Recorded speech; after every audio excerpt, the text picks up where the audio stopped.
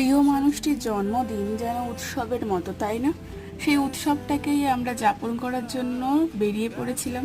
তার আগে ওর জন্য একটু পায়েস বানিয়েছিলাম, কারণ বাঙালি আর পায়েস হবে না তো হয় না। খুব সিম্পলভাবে পায়েসটা আমি তৈরি করে পায়েস প্যাক করে নিয়ে বেরিয়ে পড়লাম কেক আর ফুলের জন্য। কেক তো নিতেই হবে।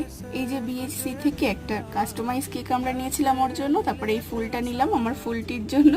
তারপরে বেরিয়ে পড়লাম রাস্তাটা উপভোগ করতে করতে ওর বাড়ির উদ্দেশ্যে। ওর বাড়িতে চলে এসে ওকে কেকটা দিলাম। ও কিন্তু খুব খুশি হয়েছিল, নিজের হাতেই নিজের কেকটা জ্বাললো। জ্বালার পরে এই ফায়ার কেকটা দেখতেই পাচ্ছ, খুব সুন্দর হয়েছিল কেকটা, আর ও কিন্তু খুবই হ্যাপি হয়েছিল।